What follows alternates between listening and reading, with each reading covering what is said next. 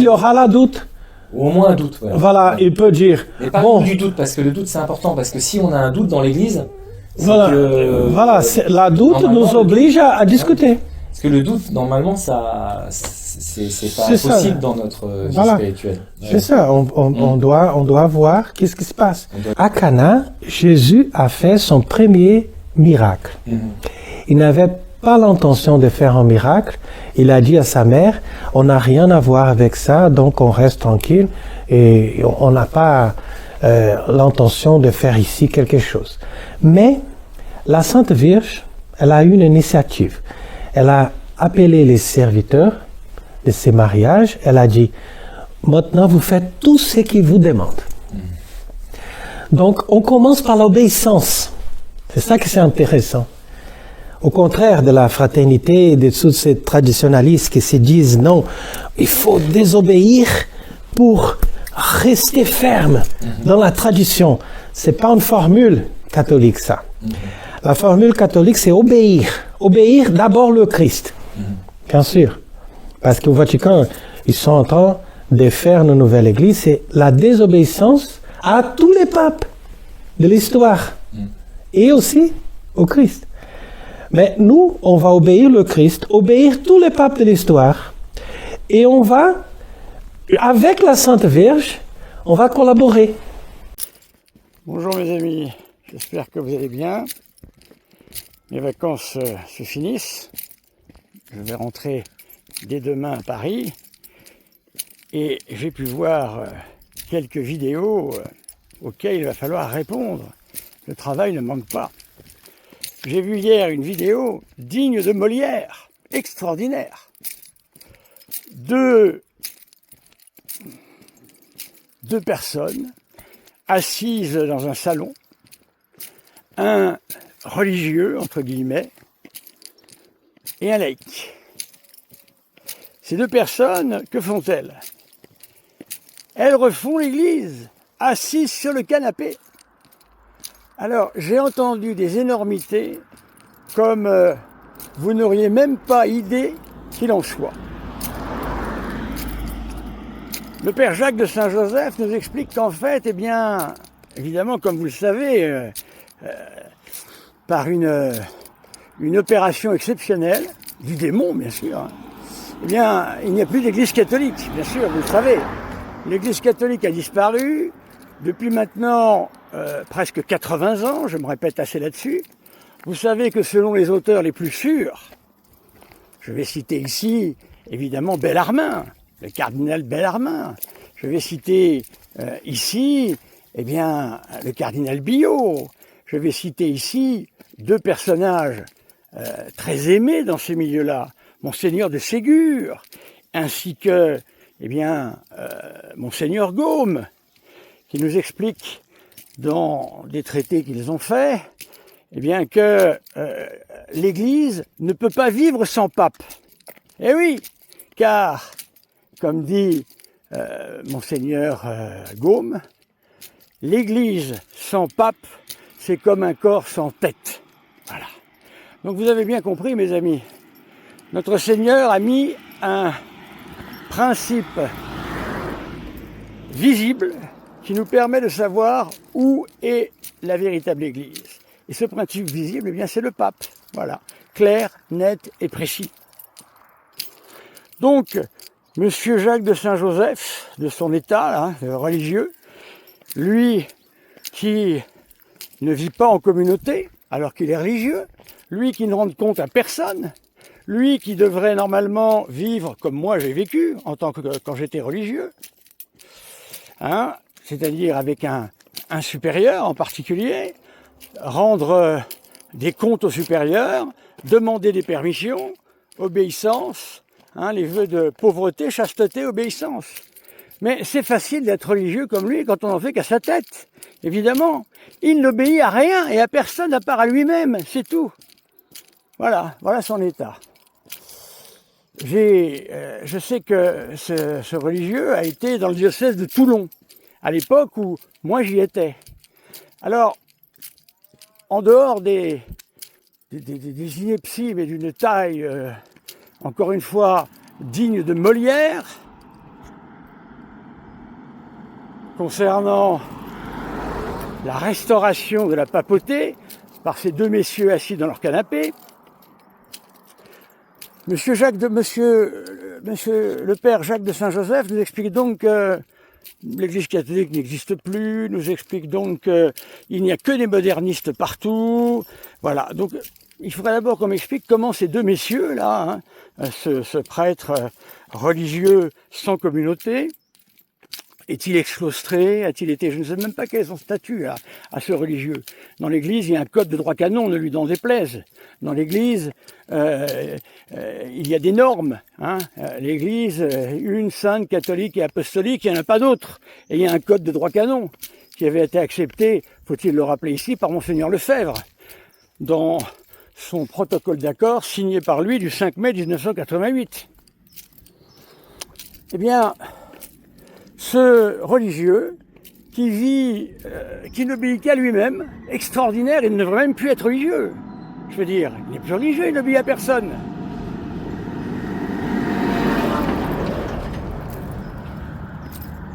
Alors il nous explique donc qu'il n'y a plus d'église catholique, il n'y a que des modernistes, partout.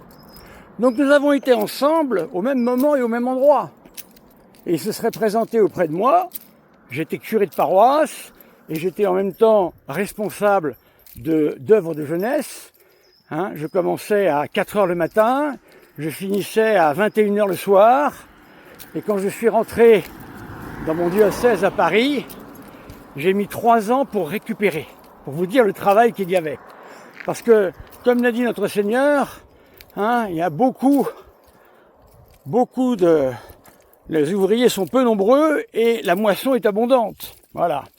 Eh bien, si le père Jacques de Saint-Joseph s'était présenté à nous, puisque nous avions une petite communauté religieuse à Toulon, sous Monseigneur Ray, voilà, eh bien le travail n'aurait pas manqué, mon cher père Jacques de Saint-Joseph.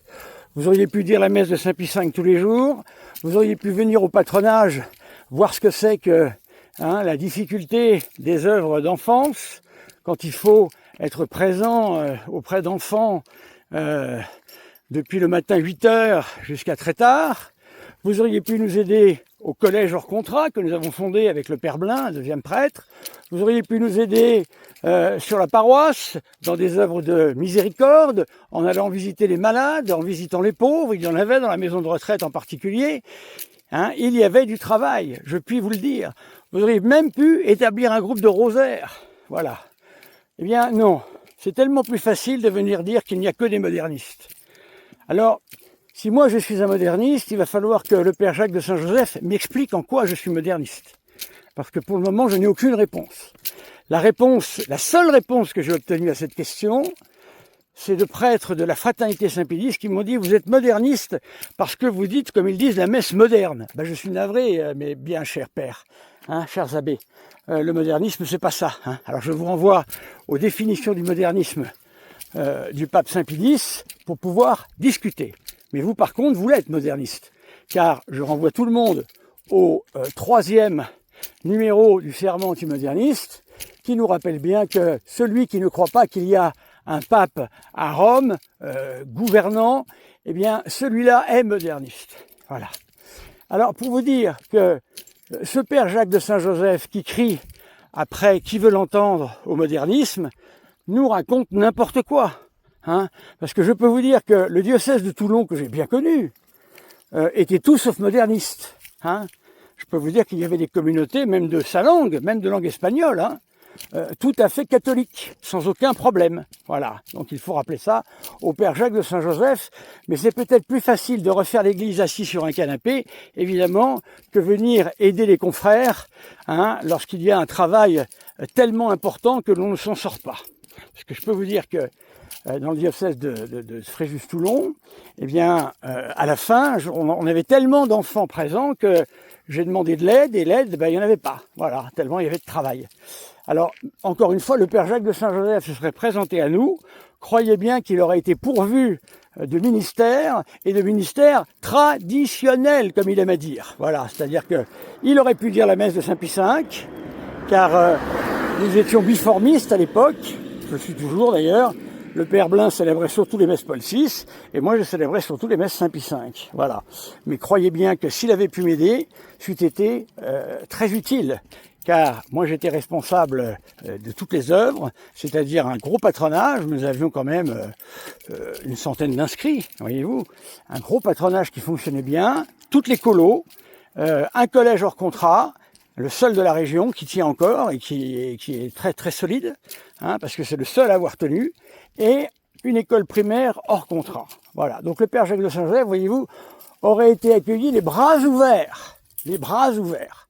Mais croyez bien que si des prêtres n'ont pas été reçus par l'évêque de l'époque, eh bien c'est parce qu'il y avait des problèmes que vous ne voyez pas. Voilà, parce que vous ne connaissez pas les dossiers. Donc n'oubliez jamais ça. Alors, donc, première énormité racontée par le père Jacques de Saint-Joseph. Alors ensuite, eh bien, il va falloir élire un pape. Mais vous vous rendez compte? Alors, il va falloir que le père Jacques de Saint-Joseph m'explique comment, utilisant de plus des évêques en carton-plâtre, puisque ce sont des évêques qui, faut-il le rappeler, moi je m'efforce de prendre des références qui leur parlent. Selon l'abbé Sécada, feu l'abbé Sécada, et selon le père Barbara, eh bien, les lignétuques sont en carton-plâtre. Elles n'existent pas. Toutes les ordinations sont invalides. Alors ensuite, pour des raisons politiques, ils se sont certes repris. Mais il faudrait savoir et poser la question, mais quand l'abbé Sécada avait-il raison? Quand il dénonçait les lignétuques ou quand il les a acceptées? Voilà une véritable question. Et pour le moment, personne ne m'apporte la réponse. Mais moi, j'ai toujours tendance à croire que la première réponse est toujours la plus juste. Voilà. Mais ils ont été obligés, hélas, de s'adapter. On m'a dit également que pour l'abbé Guépin, c'était la même chose. Hein, l'abbé Guépin, car tous ces prêtres dont on parle là étaient des prêtres qui sont issus de l'Église catholique. Voilà, qui sont des prêtres qui sont passés par la fraternité Saint-Pédis, qui ont quand même un minimum de sens de l'Église. Voyez-vous? Donc ils se rendaient bien compte que ça n'allait pas du tout. Hein, ce monseigneur Tuc, qui, désobéissant lui aussi en permanence à l'Église, a ordonné des évêques en 3 jours. J'ai appris également que monseigneur Tuc était réputé pour avoir reçu l'enfant Jésus dans les bras. Non mais qu'est-ce que ça veut dire tout ça? Alors, nous entendons tout ça, voyez-vous, avec la secte de Spokane, toutes ces fausses apparitions espagnoles, là, remplies également de sectaires. Eh bien, monseigneur Tuc s'est adonné à des ordinations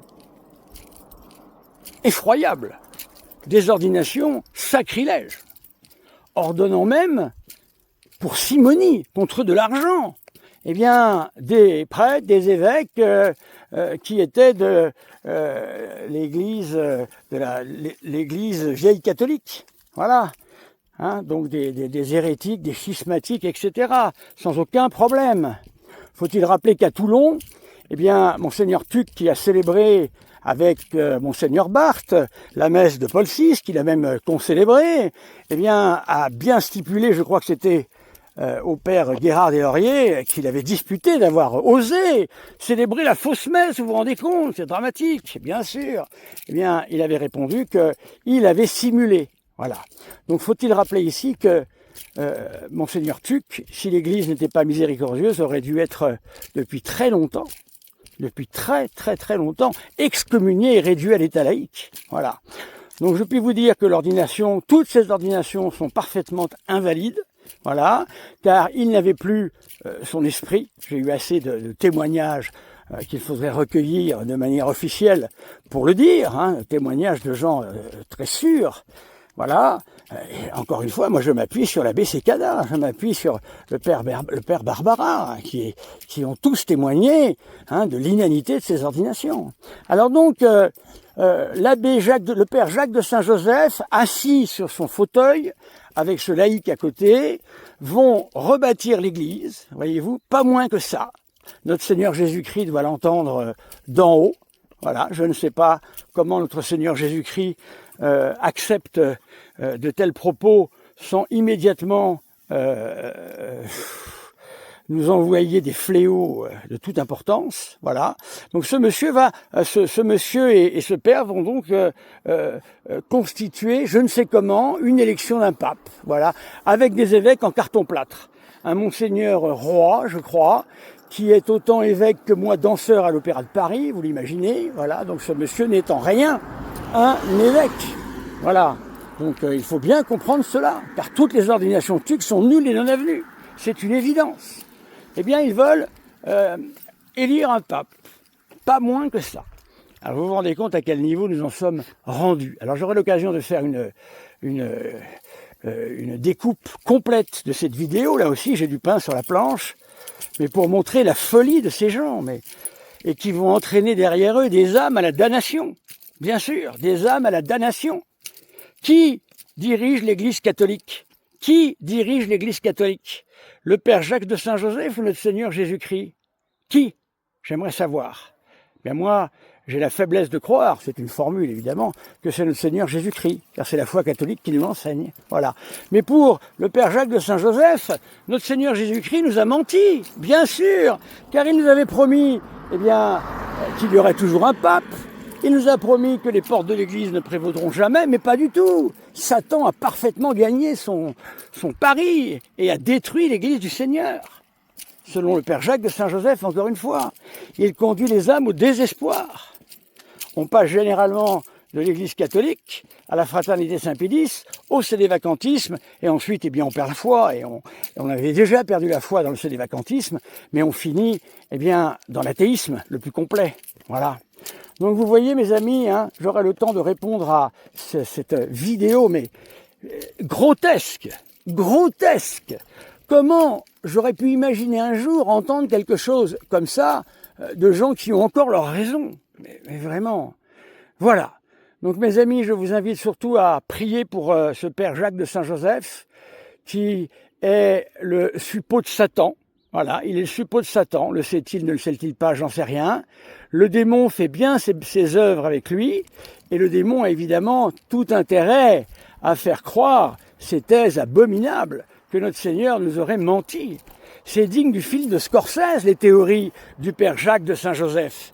Vous vous souvenez les Tentations du Christ, là, vous vous souvenez de ce film à l'époque qui avait fait beaucoup réagir, car ce film était un blasphème permanent contre notre Seigneur Jésus-Christ. Bien là, c'est la même chose. C'est un blasphème. Notre Seigneur nous a menti. Notre Seigneur s'est avancé sur des points, en fait, où il nous a totalement menti, puisque tout est détruit selon le Père Jacques de Saint-Joseph. Alors voilà, mes amis. Mais à la rentrée, je vous promets, avec les meilleurs auteurs, d'avant le Concile Vatican II, bien sûr, non pas parce que je ne citerai pas ceux d'après, mais parce que ces gens-là ne croient, encore une fois, que ceux d'avant Vatican II, et encore, quand ça va dans leur sens.